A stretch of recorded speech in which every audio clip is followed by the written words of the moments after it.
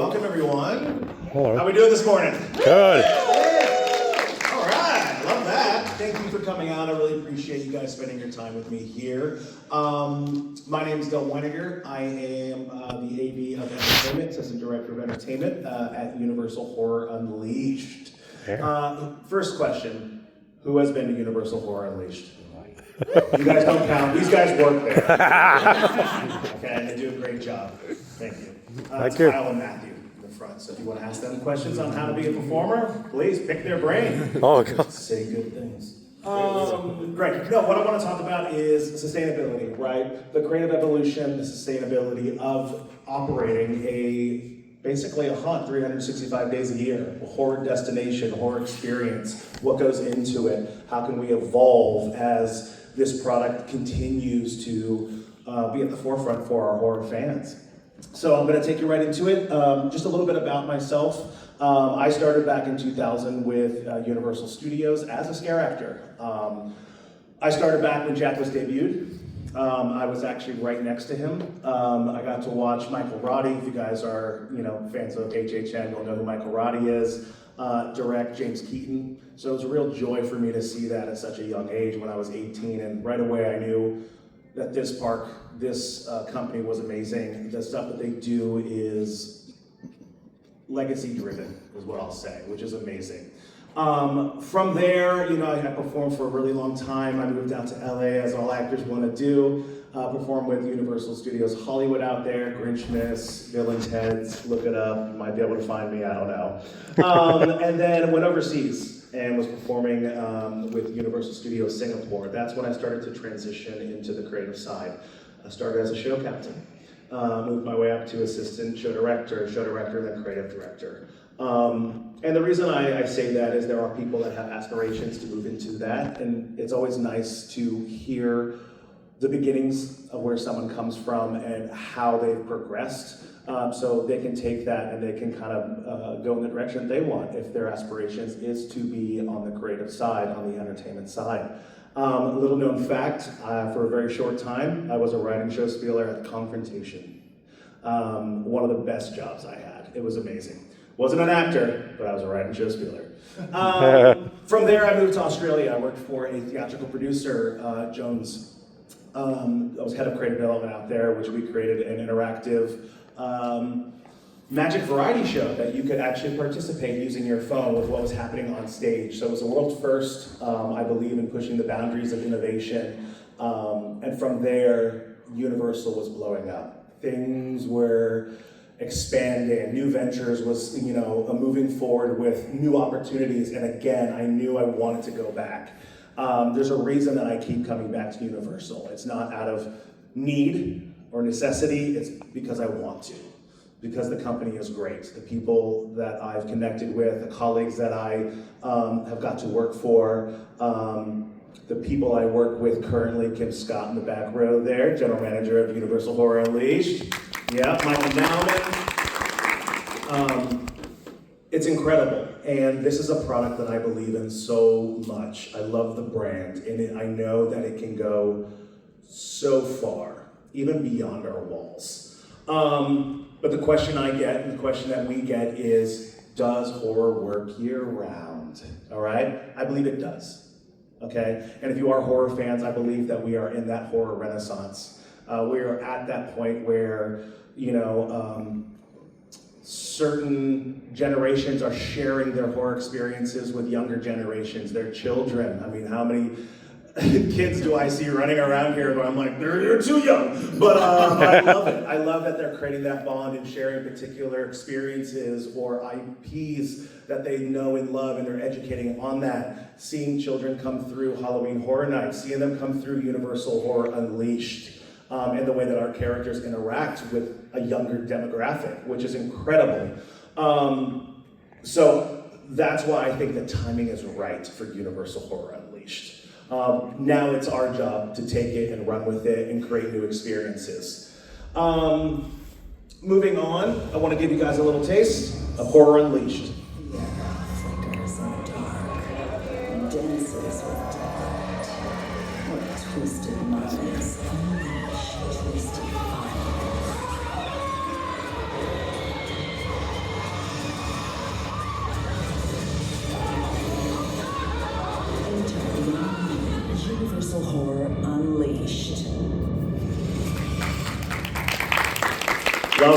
I love that a lot of you here have been to Horror Unleashed. I think that's the biggest thing for us, is creating awareness of who we are, what we do. What specifically do we offer within our venue? Which right off the bat, our venue is a 110,000 square foot walk-through attraction. It's massive, it's huge. And that doesn't even include any of the extra space that we have outside our facility walls. A part of that, we do have 4 haunted mazes and 4 themed environments. For those of you that have been there, you know exactly which IP properties and original house we have. They're amazing, they're built to last. They're sustainable, but with that come creative challenges, which I'll talk about here very soon. Moving on, we've got 4 themed food and beverage offerings, and I think that is a win for us. A lot of people don't understand that we offer this, and so again, trying to create awareness that these are themed beverages to particular IPs or original content. Right now, we moved the Jack and Chance show into Premier House, and that's been such a win for our guests. They're able to have a show in the round, get to enjoy our food and beverage offerings while being able to interact with Jack and Chance, which is something that people cannot do outside of our walls. You know, they get to actually get photos with Jack and Chance. They get to interact with both of them, ask questions, let them ask you questions, and see if you make it out alive, right? And again, that's what really sets us apart from the parks, is being able to create new characters and characters that you can interact with that are ever evolving. They're ever changing. They feel fresh when you come back. That's what we're trying to do, and that's what we are doing. With that, we have 2 live entertainment offerings. We have our Juggler and we have Demented Circus with Jack and Chance. For those of you who have been to Horror Unleashed, it was in Jack's Alley, it was on the stage, now it's in Premier House. So I do encourage you to come back and have that experience. It is different. It feels like a brand new show, and it's amazing. We also have, in addition to our 100,000 square foot space, an open air patio space, which we do not open right now during the heat, although we do have an outdoor experience with Resident Evil. It's hot, but during our winter months, our fall months, we open it up. So it's another area that you guys can enjoy, that guests can go and have that break, so that way they can reset, so that way we can build that tension again and offer them that action within our houses and within our venue. One great feature is also our flex space, another 7,000 square foot flex space. Basically, think of it as a black box.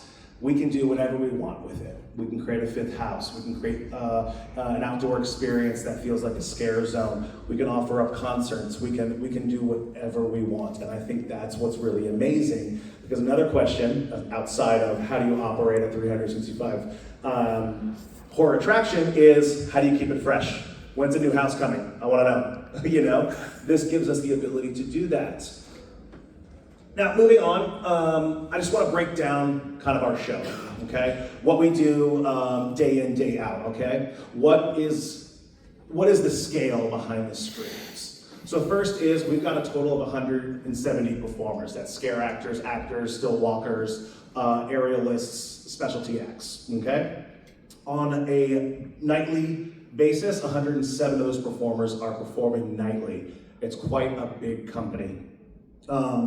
With that, we also have the 4 haunted mazes, as I mentioned. We also have the 2 stage shows. We also have atmospheric characters, okay? And this really is where you get to spend time uncovering the lore of Warehouse 25. Why these characters exist in the space. Who are they? What are they going to do to me if I come up to them and talk to them? And they're all themed specifically to the 4 areas. Dead Storage, where you can meet our vampire queen. You can go to Kill Vault, where it's all 80s, 90s slasher, right? That homage to that particular genre. You've got Prop Graveyard, where it's more paranormal, okay? And you can experience haunted dolls. And then we, of course, have Jack's Alley, okay? Where you can meet Jack and Chance and everyone a part of their Demented Circus. Now, lastly on this, our seasonal events. So not only are we operating nightly with 107 performers, we also offer seasonal events that we're trying to push. What are those marquee events that we want people to come back for and get excited for? What are those activations that happen in between that? For example, we started with Krampus Akin last year, and that's going to get bigger this year. Then we moved on to Feast of Grieving, okay? Feast of Grievings. And that was fantastic. Original character. We got to explore interactivity in the space, and for some reason, adults love a scavenger hunt. So that was a huge hit for us. And it was great for us to experience that because it shows us what exactly people are wanting. And something that we are really, really focused on is listening. Listening, coming to these conventions, hearing out our guests. What do they want? You know, when I was at a different one, it was, when are we gonna get some original characters, new icons, things like that? Which here we debuted Deception and Manipulation, which are very Vegas-specific characters. What you guys ask is what you get, okay? Within reason. And right now, we've got Resident Evil. Huge franchise for us that allows you to step into Raccoon City and experience the outbreak that happened during that timeline. All the characters that you know and love, all the food and beverage offerings. It really is a full takeover of the space, and the first time that we've ever done that. And it's really exciting for us because are people going to gravitate towards a full takeover? Are they going to miss some of those characters that, you know, are not there currently during the Resident Evil experience? And actually, to be honest, the answer is no. They love all the characters, right? They love being a part of that. You know, with Feast of Grievings and the interactivity, we amped it up. We said, great, you guys love a scavenger hunt? Now you're going to give you 3 different missions. All starting with an RPD with kind of an escape room style experience that then spills out into zone 3 and 4 and 5. It really creates a fun opportunity for you to explore the space, but also give you the opportunity to win something at the end, because that's what we love, right? We love doing stuff. Exactly, thank you for the woo. And that's what we're doing, you know, and then in between that, the smaller activations, food film frights, a screening, you know, different films that we can screen throughout particular months. Again, our food and beverage will always be themed to that particular screening. So that's great. We started with Friday the 13th, and it was all camp-based. It was fantastic, and we got a really great reception. And we're just gonna constantly build on that, and that's what we wanna do. Now, I wanna talk more about the seasonal events, because that's something that's gonna be really amazing for us, okay? Actually, first, let me get to the creative challenge before I get to seasonal events. Really, the main thing that it takes to run this is our performers, all right? Yep. They are the heart of the experience. Without them, we have nothing. We just have space, okay, with some scenic. I've got 2 performers here, all right? Matthew and Kyle, and they're fantastic. And just the fact that they're here shows that how dedicated they are to Universal Horror Unleashed. It's not easy being a scare actor. Raise your hand if you've been a scare actor or currently are a scare actor. It's hot, okay? It is demanding physically, mentally. There's always a light at the end of the tunnel when it comes to these haunts, right? Okay, it's 3 months, I can just get through it, all right? There is no light at the end of the tunnel for these guys. There's not. There's only the end of the shift, okay? But they come in, day out, and they work their off, okay? And I love that about our performers. They are dedicated just as much as we are dedicated to bringing Horror Unleashed to you guys. You know, when you sign up to be a scare actor, I always say it's like riding a motorcycle. At some point, you're gonna fall. So as a scare actor, at some point, you're gonna get hit. You're gonna get spit on. You're gonna get punched in the face. You're gonna get aggressive people. And that's unfortunately something that just comes with it, right? So how do we navigate that? How do we protect them? How do we ensure that they feel when they get on, in their boo holes, when they get on stage, that they know that they're being watched and supported, okay? And that is through our security, that's through our stage management team. We've got cameras in, I would say like 90% of the boo holes, if I'm not mistaken. What do they do when situations arise? Giving the X to the camera so they can pinpoint that particular guest, and they can navigate whether that is a situation that needs to be fixed immediately. And we do, okay? We do not tolerate any kind of negative behavior with our guests. And they know that coming in. You know, it's Vegas. alcohol, expectations, all right? And I have to say, we've done a great job navigating that. And these guys have been fantastic with communicating to us the issues that they have on a nightly basis and how we can correct that. So really, the creative challenge is communication, right? It's always that. So as long as they know that we're communicating with them and they're communicating with us, that we'll be able to solve any issue that arises, all right? With that, the next one, continuous refreshes. That's a creative challenge. Like I said, our houses are built to last. They are gonna survive I shouldn't say bomb, but I'm gonna say bomb. They will survive, okay? Any kind of catastrophe that comes their way. Which is great because it creates durability day in, day out, with our guests wanting to be tactile and touch everything, with our performers being overzealous at times. What? Look at me. It's great, okay? And that's wonderful, but it creates challenges. How do you refresh something that's permanent? All right? And that's where we come in and really think about that, okay? We think about, okay, here's an issue. Okay, but I will always say there's never an issue that can't be solved. Okay, I can work around permanent.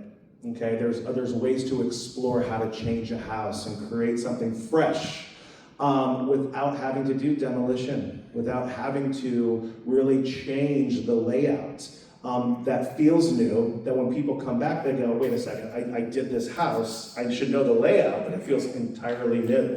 Looking at ways to bring technology into the houses as well, to create an experience that has never been done. Whether that's through virtual reality, augmented reality, all of that. It's coming, it's important, it's gonna be integrated into our haunts. We have to embrace it. And we are definitely finding ways to bring that into our space. Interactivity within the warehouse, how do we get people to explore and uncover storylines? Work with our characters, go to this character and ask a question and they'll send you on a mission. We want people to come in and go, "Hey, someone told me that I should do this," and they go to a character and then all of a sudden they get that one little tiny experience. Then word of mouth comes in. "Hey, when you go to Universal Horror Unleashed, ask this question, okay? Do that thing, all right? It's not public knowledge, but it's what is spread across all socials, okay? Those are the things that we have to bring in. Those are the ways that we can refresh our venue to feel new. So every time you come back, there's something new to experience. This is not a one and done experience, nor will it ever be. It will always be evolving because it's what it should be in order to have its success. With the refreshes as well, the seasonal events come into play. But character evolution and rotations, this is big for me. We have fan favorite characters, but we don't want those characters to stick around for 2, 3, 4, 5 years. We want new characters. Kill Vault, we want to bring in new slasher type characters. The final girl, the final guy, all these characters that we know and love from the 70s, 80s, 90s slasher films. So for me, it's refreshing every 6 months, changing out characters. Again, you come back and you're like, "Whoa, I didn't see these guys." Okay, it's all the little things that when put together makes the entire venue feel new.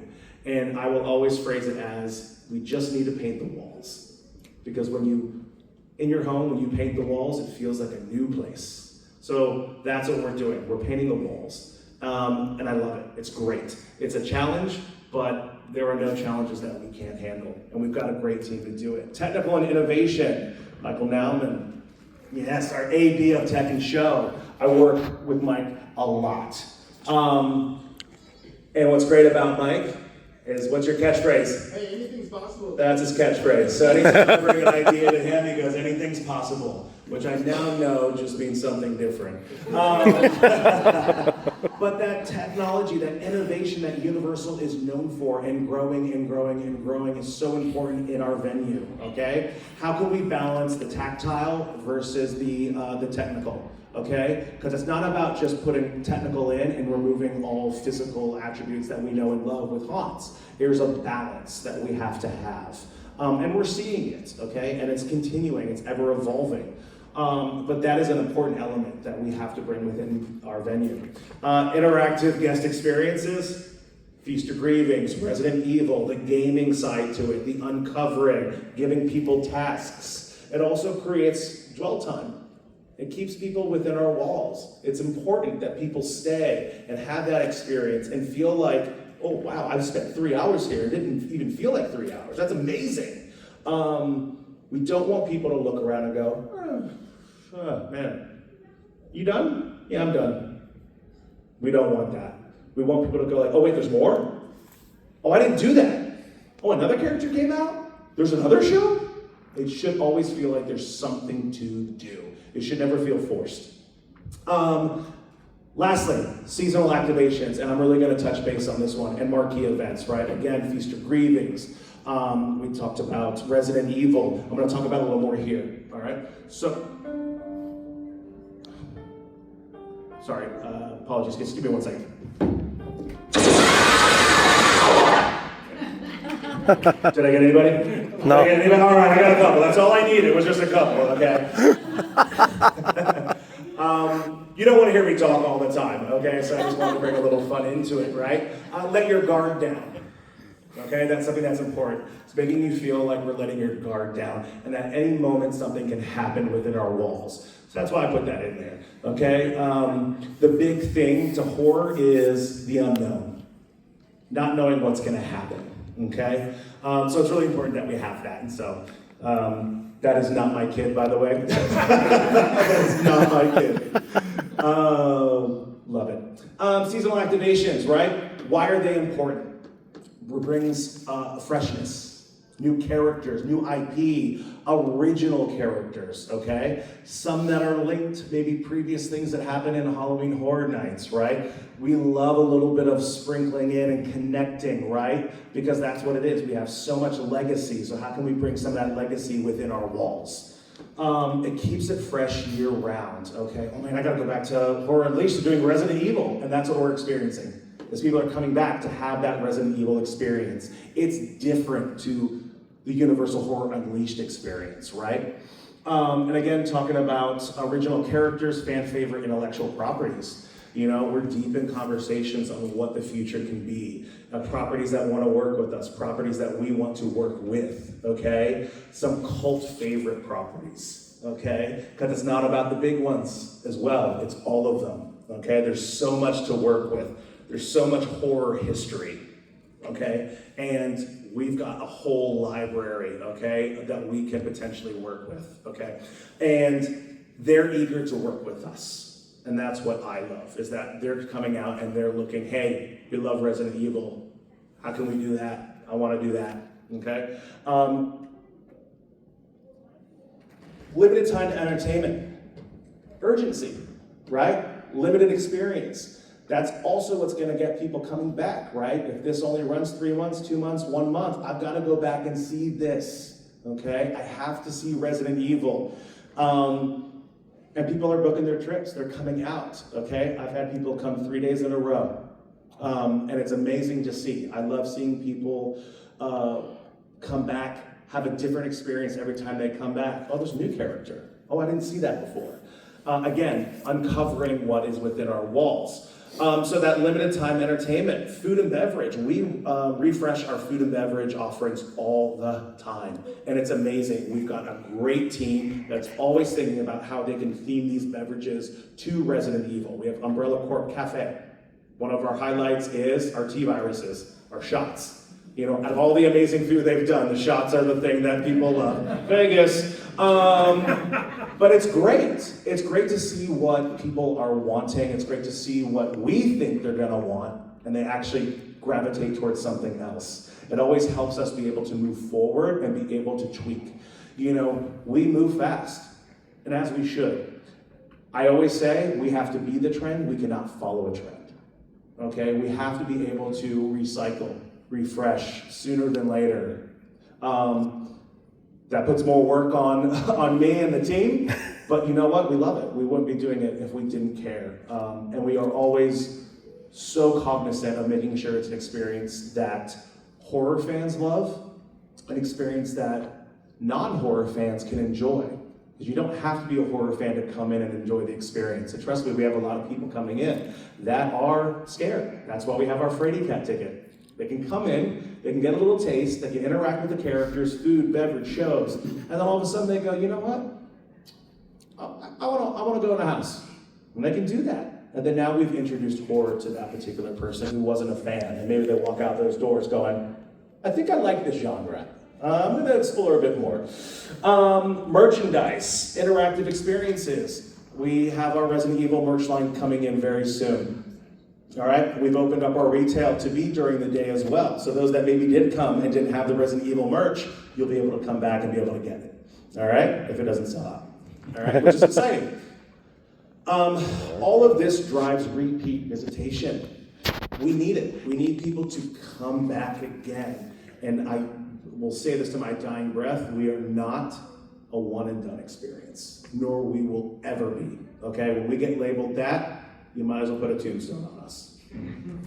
And lastly, it expands our brand, okay? It expands our brand to be a year-round horror destination, okay? Or an experience, okay? Universal destination experiences. We are the experiences. But it doesn't mean we can't become a destination. Okay? But that's on us to evolve and grow, okay? We don't want to be filler. We want people to come specifically for us. I'm going to Vegas because I got to do Horror Unleashed. Yep. All right? And we'll get there. We will get there. We are seeing mass interest and ticket sales with Resident Evil. We are seeing what you guys want. Okay, and we're listening and we're going to bring it to the forefront. There's so much that we can do. We are not limited by anything, and I think that's what's going to make us so successful, really. I do want to open it up, Q&A. I know you guys have potentially a ton of questions. We've got some time, so that's great. So I'm going to open it up. Does anybody have any questions right off the bat? First hand. Yeah, just in terms of maze design, obviously Universal has experience doing mazes on a temporary basis for Halloween Horror Nights in California and Orlando. What is doing something that's more permanent for Horror Unleashed? What are the different design opportunities that creates? You mean for refreshing specifically, or just with our current houses? Yeah, just like when you are approaching creating a maze for this experience that's going to last, months or potentially years even. How does that change the design philosophy versus something that's going to last for 2-3 months? I think right off the bat is not having it feel like it's a restriction. Okay, and I think if we go into looking at our permanent kind of layouts, going, oh, we can't do it, there's such a restriction, then we're always going to be fighting a battle. But I think if we approach it as how do we look at this layout and how do we look at the current boo holes or openings and how can we tweak it, how can we pulse it, then I think that challenge becomes an opportunity. That's on me, that's walking through the houses, that's seeing exactly how these scares are currently working. For example, I just redid the lighting on Texas Chainsaw and Exorcist. It's too bright, all right? I was going through and seeing everything. Lighting is so important for those that work in haunts, created haunts. It gives us the ability to focus where we want guests to look. Therefore, help us with the scares, distraction and scares. So it's looking at that as well, because lighting, again, it's like painting the walls. You change the lighting, it's a whole new experience. So moving forward though, and looking at refreshing houses, we have to take into account what is currently there. And then what are we gonna look at to open up new spots? Can we create opportunity to, redo a room and create more of a modular room so that way future houses, we can then change up that layout. Looking at lighting states, looking at technology, right? There's so many layers that we can apply to a house without actually having to do any kind of demo on it. Or when I say demo, taking down walls basically is what I'm talking about. Scenically, yeah, absolutely. But remember, layouts are layouts until you add scenic to it and lighting. So really, again, nobody can remember what a layout looks like. You just can't, right? If I take all that scenic off the walls, it's just space with open holes. So again, we can play with that. Does that answer your question? Yeah, great. and the reason I say this, and I go, does it answer your question, is I'm still figuring it out. Yeah. We're still figuring it out. We are coming up to our year anniversary. So we are still in our infancy stage. So it's going to take us a little bit of time to figure it out. You know, the first time we do it, we might get it right, and we might go, okay, we need to explore another option. So that's why it's kind of this little back and forth, this little gray area for me, because I'm still figuring it out. Yes? I've got a question for you.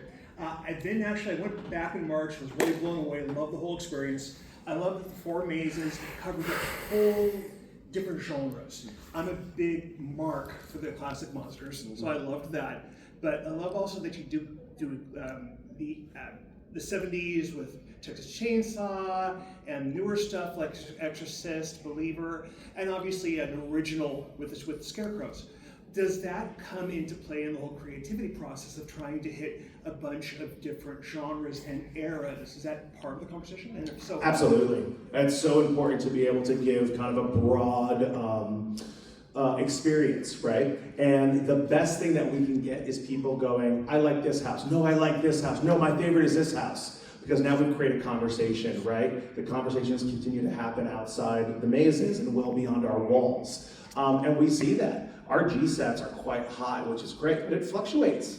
Houses change per month, and it's great to see that.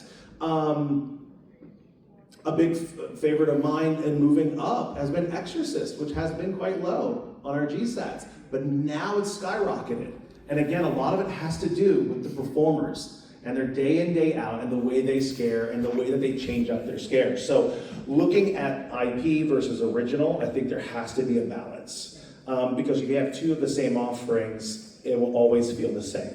We want people going up to these houses and going, ooh, I just came from Chainsaw. I have no idea what this is gonna be. But if I do another 70s horror, it's too similar. You know what I'm saying? So we have to take that into account. Yeah, absolutely. Yes. Hi, we're Vegas locals. We're opening night. It was great. I was just wondering, so like as a Vegas local, we're basically tour guides every time someone comes in to town, and hearing that you guys are refreshing stuff constantly, because yeah, I'm like, well, we've done it. Do we need to do it again? Yeah, we'll bring someone, you know, that's a horror fan or something. But so I love to hear that you are updating the houses and stuff. My question is, are there plans in the future, I know you're only a year in, of changing out those 4 main ones to other IPs, or will they kind of be the consistent, always Texas Chainsaw, always, you know, Scarecrow the Reaping, or will those also rotate in time? They will rotate in time. Okay. Absolutely. Awesome. We have to.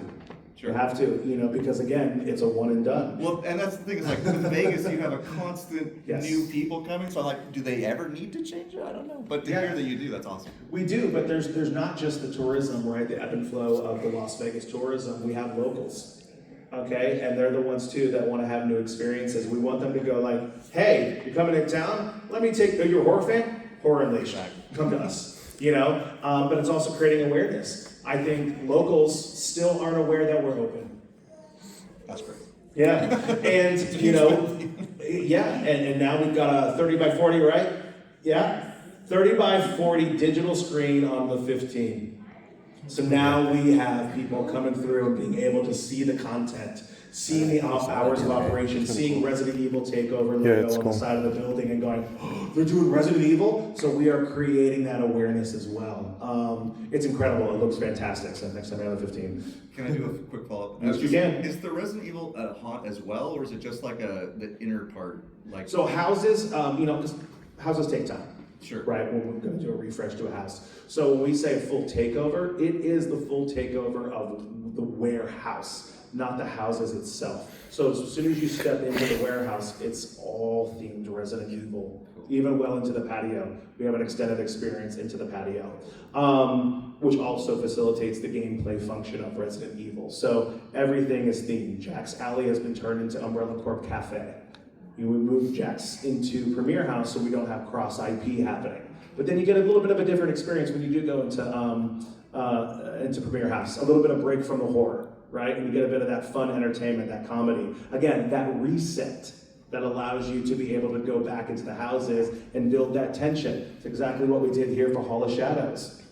We were like, let's focus on what people love, which is interacting with our characters and creating kind of a Comic-Con style like booth setting where you can go up and interact with these characters. Let's give them the reset. Let's give them the time to be able to come out of a house, talk about it, come in, have some fun, laugh with our characters, get a little challenge from the Vampire Queen, join her army. So that way when you go to your next house, you can build that tension again. So we're not always sitting here, right? It's important to have that reset. But yeah, please come back. Please come back. No, please. Yes. I'm kind of curious about because it seems like a specialized talent pool, and I guess Vegas is the place to get a specialized talent pool. I'm kind of curious how that goes for auditioning your talent out there. Yeah, auditions, I'm not gonna say it's easy, but we are the, entertainment capital of the world, right? We have so many performers available to us, especially, specialty talents, which are coming in October to sprinkle into our Halloween event, sideshow acts, things like that. So we have the ability to do that. But for auditions, I run twice a year, external auditions, just to make sure I'm getting a constant flow of like, okay, well, who's coming in? Because we have IP specific characters and we have to facilitate that particular look. Being Vegas as well, one of the challenges we have is people come and go. Because, they'll come work for us when they're not on a cruise ship or when they're not doing a show and then all of a sudden they get that gig and they move off. We know that, and so we have to have the ability to be able to pull in new talent frequently, which we're doing, and it's great. And we actually haven't had a lot of major turnover with our performers. Really, it's just, hey, I'm moving on, But people really have been staying. We've been celebrating our 1 year anniversary. These guys have been here for 1 year. We've had a lot of people celebrating their 1 year anniversary, which shows us we're doing it right. All right, we're taking care of these guys. We're making sure that they're equipped to do the job that they need to do day in, day out. So, but really, it hasn't been that difficult to get performers, And I don't think it's specifically Vegas. I think it's because there's a draw to this particular role, right? And it's a job technically, but really it's fun. It's fun, It's demanding, as these guys know, but it's fun. Yeah. I had a hand over here. Yes. So, I have a question. We've been a couple times, and every single time I've gone, it's gotten significantly better. But you talked about how, in that 1 year, you've had a lot of learning experiences, growing pains, if you will. Universal has announced that there's going to be another Horror Unleashed in Chicago. Has there been any communication maybe with your teams, the Chicago teams, being like, hey, this is what worked for us, don't do this, or do this? I know obviously Universal's kind of been a little quiet about Chicago, but what can you tell us about maybe those conversations? They're ongoing. I mean, absolutely, and they're important conversations to have. Kim always gives us exercises to be able to make sure that we can give that team, the ability to hit the ground running from the start. There has been a lot of learning. There has been a lot of growth. There has been a lot of teething issues. We're not hiding behind that by any means, right? Any new product that you put out there is always going to go through this, especially this particular kind of product, right? It's not Halloween Horror Nights. It's not. So how do you approach it differently? But then also, how do you make it specific to Chicago? It shouldn't be the same kind of cookie cutter experience. It should be specific. It should honor the community. It should honor the lore and the legends and all of that of Chicago. Love there to be Devil in the White City something. There has to be. I feel like that. If you guys have read the book, there has to be. But I've said this in my first day. I got on stage and talked to these guys and I said, I'm here to help build this place, to help grow it. So when Chicago comes a knock in, we go, here, this is what you do. I don't want them ever to look at us and go, oh, we got to do it differently because they didn't do it right. I want them to go, oh my God, you guys nailed it. Let's take what you guys have done and be able to apply to Chicago. And that's so important. Great question, by the way. Yes? Can you hear me? Yep. Okay. First, I want to commend you. The changes you've been making prior to the Eagle event, and you and Chuck Ryan have been amazing. I have a bunch of questions, but I'll spare you. One just came up though. You mentioned a Halloween event, which wasn't really talked about. You mentioned Huma coming back. Is there more to that? No, I just said Halloween event because I always look at Halloween as an event, so poor choice of words. What I want to do is bring in more entertainment. So I want there to be something, again, fresh, something unique, something different. What I'm doing actually is adding to Jack's Demented Circus, so more sideshow acts, more things that pop up throughout the event. Hamikuma absolutely will be there. It will be in rough cuts. The whole area will be themed. It will be very specific to Hamikuma. So all new food and beverage to Hamikuma, which is going to be fantastic. Thank you so much for your kind words. I really do appreciate that. You've been such a supporter of us, and I really have to applaud you as well. Day in, day out, coming in, exploring, seeing the evolution that we're bringing. So I appreciate that as well. Yeah, so on that, which actually leads to the whole thing with Vera and Vincent. And what I was curious about is the general mythos of Warehouse 25, which has seemed to quietly evolve. Getting rid of, Legendary Truth is kind of fallen by the wayside. And you're talking about introducing new characters every 6 months. Does that affect the mythos at all? Yes, it does. And this is a way to start to begin that. So Vera, Vincent, deception and manipulation. Vincent is deception, Vera is manipulation. Okay, they're Vegas-based characters. They have a very tragic backstory. They were headliners, not headliners actually, but struggling artists in the 70s, right? Never got to be headliners within Vegas because they were advanced. Vincent was more of the illusionist that teetered on that kind of life or death, okay, which we know, right? Chris Angel, some of those performers that, really push the boundaries. She's a manipulation, mentalism, scares people. So people didn't want to take a chance on them. They were too far advanced, and they didn't want to risk people not coming to the shows, not selling tickets. New casino came about, pushed the boundaries, gave them a chance, headliner. Day one of their show, electrical fire, killed everybody inside. Then what happened was the crossing. Before they reached judgment, they went to the crossing, and they met this character there, okay? Malveris. Malveris promised them basically eternal glory, fame, fortune, all the things that they strive to want. But they had to accept Malveris into their body. Malveris is a demon. So they took on a demonic form. But as a offering to Malveris, they had to give a sacrifice every night. So every night when they saw someone in half, they saw someone in half. Every night when they make someone disappear, they make someone disappear. They live in plain daylight because in Vegas, when you see someone walk the street in a demonic form, you don't question it, you accept it. It's true. Very much Interview with the Vampire, if you've seen it, Antonio Banderas, when they're doing the play and they maul that woman on stage and everybody's clapping because they think it's entertainment. That's exactly who deception and manipulation are. Those characters will evolve, the lore will evolve. It does change the Warehouse 25 story, which will evolve in the near future, which is great, because it needs to. We need to be Vegas specific. Why is this place in Vegas? Why does it live here? It's trial and error. The Legendary Truth, would this work? I think it's a great idea, but I think it could go bigger, okay? It needs to also expand as a business model too.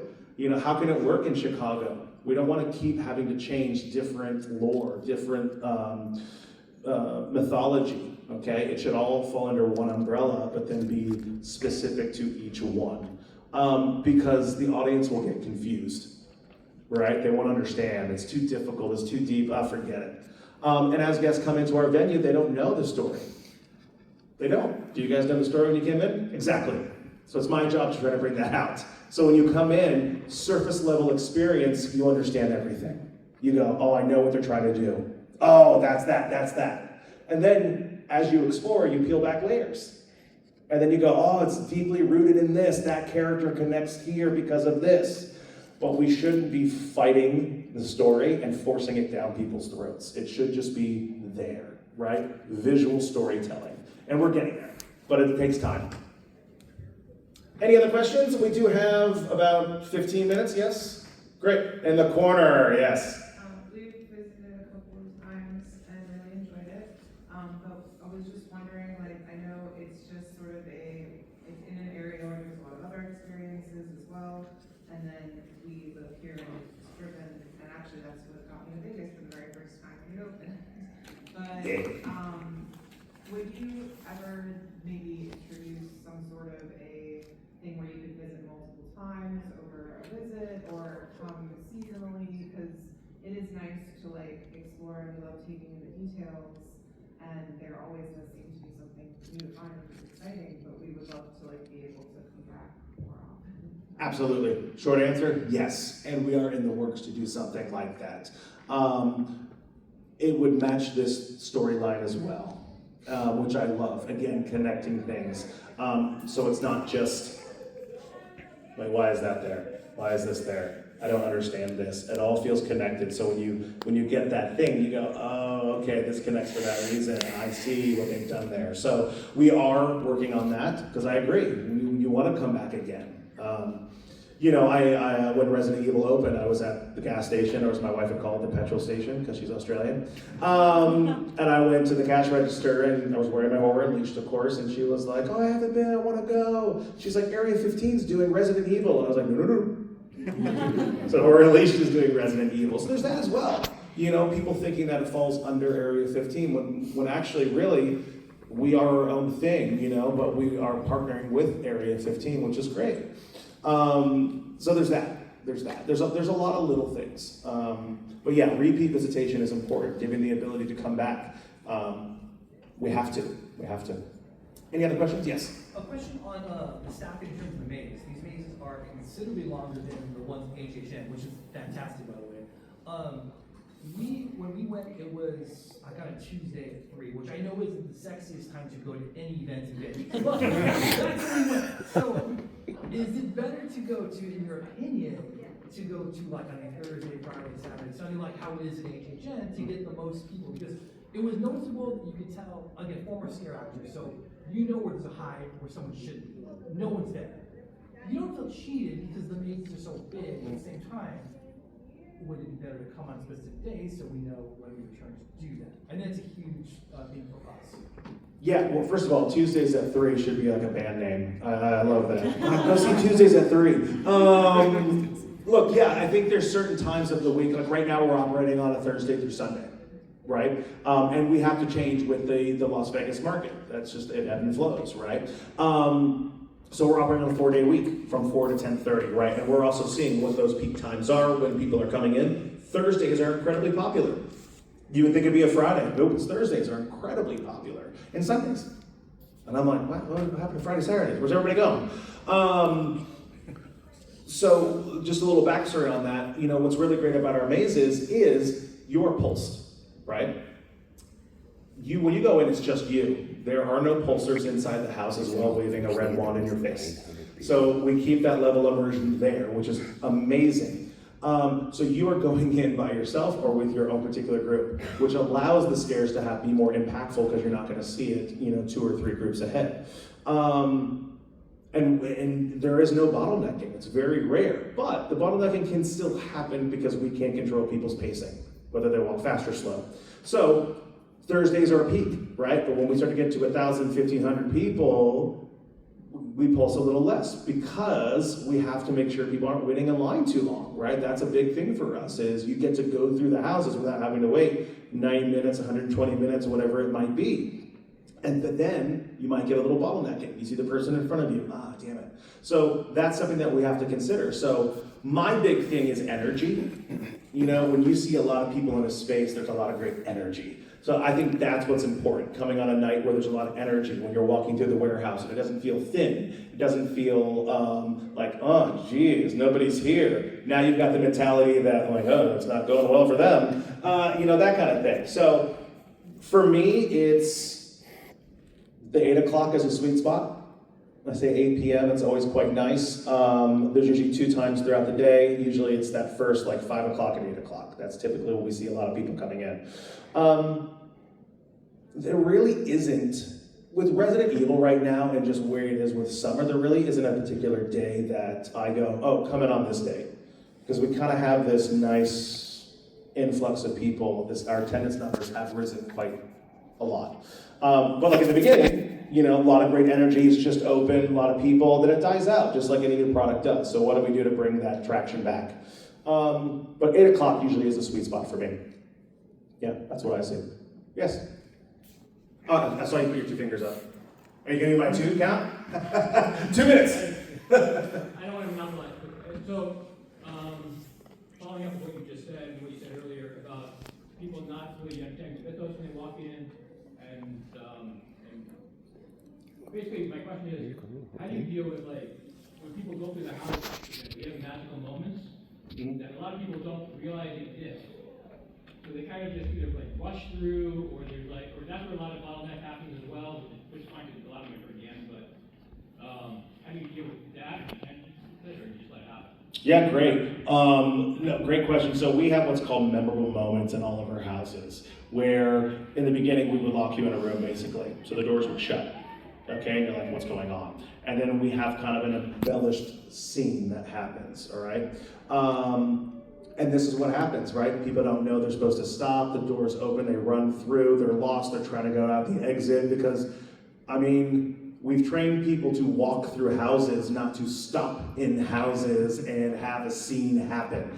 So, right now, and these guys can attest, they both are in the memorable moments. They have that. Someone stops, another group comes in, gets in front of that group, they go straight through, it ruins the moment. I'm actually redoing all the memorable moments to facilitate that, looking at it like a show, okay? Using lighting to help support the show moment, going from it being black, turning the lights on. That trains people to go, oh, show moment, I'm gonna stop and watch. So lighting plays an important part in facilitating that, but also making sure people know that, let me back up. The memorable moments duration, to make sure it's not too long, that it also works within the pulsing. Because if it's too long, you're gonna get somebody coming into that particular moment, okay? We wanna be able to reset it for the next group that comes in and not have that ruined for that particular moment.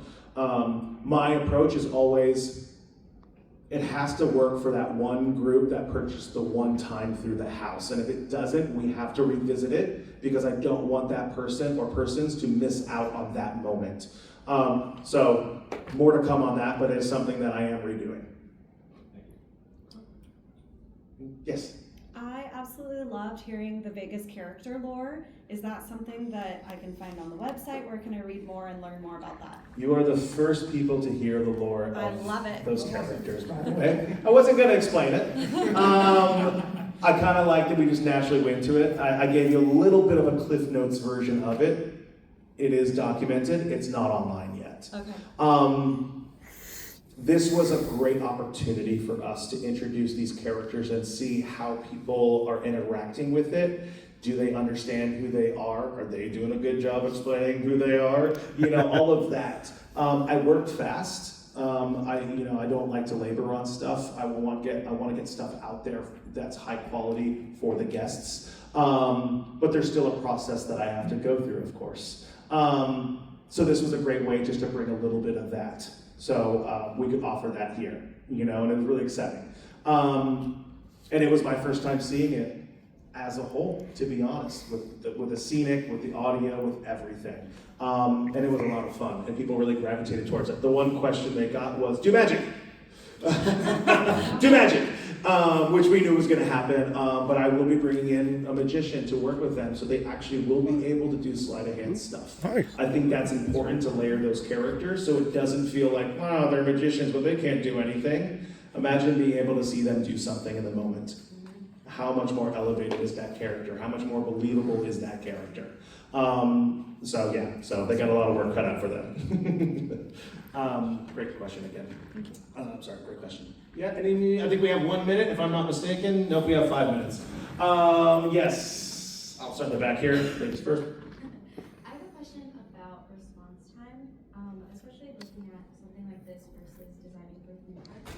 How could they be able to take in guest feedback and come up with creative response or make alter changes? Like, is it a really long process, or is it something that your team is given the ability to like quickly evolve and implement their strategies in place?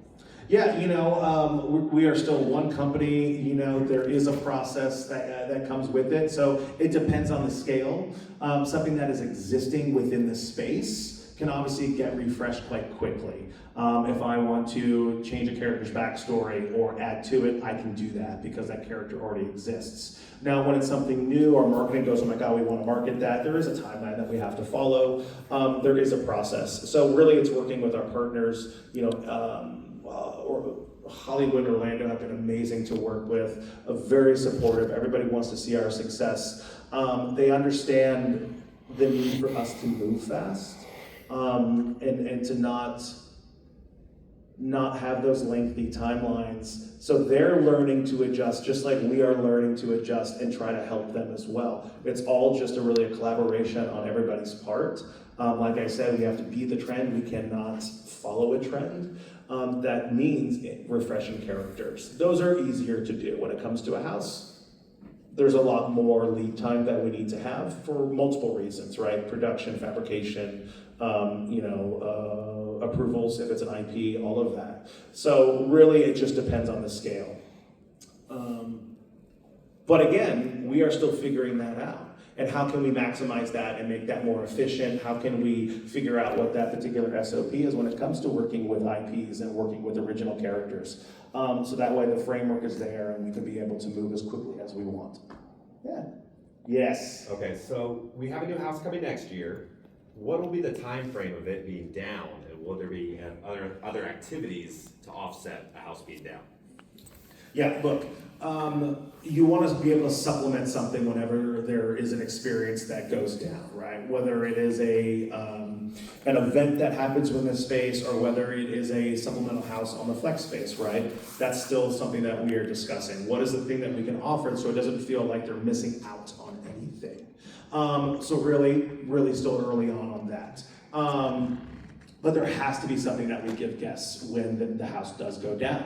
We have to figure out what is that timeline. We don't want the house to be down 3 months. We want to shorten that. Okay, so that way people go, oh, it's only down for 8 weeks. I'll come back when there's a new house, right? Or they go, oh wow, limited time run for this experience. I've got to go now because this is a new IP or an original property. So again, figuring it out. But what is that particular IP or non-IP that's going into that house, and what is the other thing to make it feel like it's different? Right? And it doesn't feel like it's the same slasher kind of experience or paranormal experience. So obviously I'm toting around the answer or the question a little bit. But there will be something to supplement. That's what I'll say. Great. If there are no more questions, anybody? No? I just want to say thank you so much. I really appreciate your time. Thank you. All great questions. If you've been to Universal Horror Unleashed, especially early on, you have seen and you've been back, you have seen the evolution. We will still continue to evolve. So even if you think, well, I've been there, done that, come back. It will feel different, I guarantee you. But definitely keep a lookout on what's new and what's coming. It's very important that Kim and I are a part of this community. So as you see, we are starting to bring Horror Unleashed to a lot of these conventions. We want to make sure that we are integrating ourselves in the community. We're not a competitor. We're here for you, right? So thank you. Thank you very much. Thank you. Thank you.